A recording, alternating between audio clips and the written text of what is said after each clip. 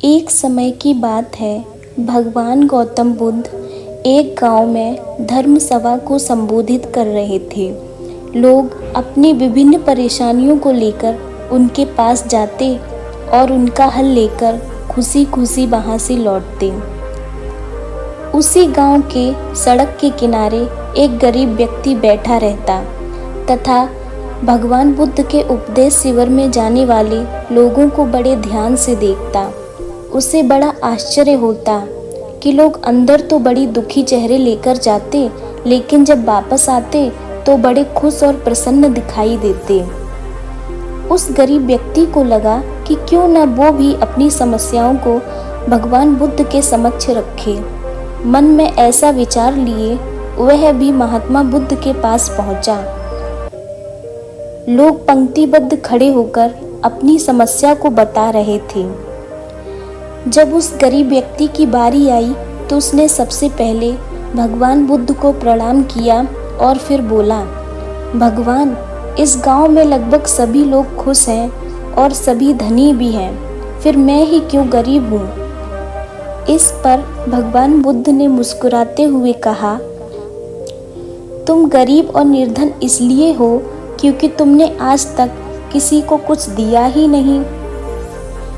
इस पर वह गरीब व्यक्ति बड़ा आश्चर्यचकित हुआ और बोला, भगवान, मेरे पास भला दूसरों को देने के लिए क्या है।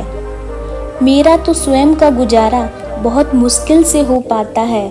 लोगों से भीख मांगकर अपना पेट भरता हूँ। भगवान बुद्ध कुछ देर शांत रहे, फिर बोले, तुम बड़े अज्ञानी हो। औरों के साथ बांटने के लिए ईश्वर ने तुम्हें बहुत कुछ दिया है। मुस्कुराहट दी है जिससे तुम लोगों में आशा का संचार कर सकते हो। मुख दिया है ताकि लोगों से दो मीठे शब्द बोल सकते हो, उनकी प्रशंसा कर सकते हो। दो हाथ दिए हैं, लोगों की मदद कर सकते हो। ईश्वर ने जिसको ये तीनों चीजें दी हैं, वह व्यक्ति गरीब और निर्धन कैसे हो सकता है। निर्धनता का विचार आदमी के मन में होता है, यह तो एक भ्रम है, इसे निकाल दो।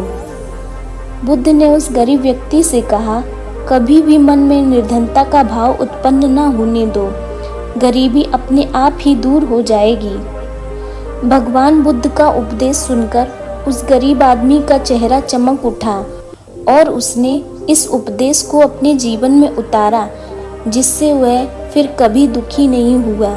भगवान बुद्ध और उस गरीब व्यक्ति की कहानी हमें यह सिखाती है कि निर्धनता का विचार व्यक्ति खुद अपने मन से उत्पन्न करता है और उसे ही अंतिम सत्य समझने लगता है, जबकि प्रकृति ने हर व्यक्ति को कुछ न कुछ ऐसी योग्यता अवश्य दी है जिससे वह अपने लिए तथा दूसरों के लिए भी कुछ न कुछ अवश्य ही कर सकता है। अगर आपको मेरी ये कहानी अच्छी लगी तो मेरे चैनल को सब्सक्राइब करें और मेरी वीडियो को लाइक करें। Thank you for watching.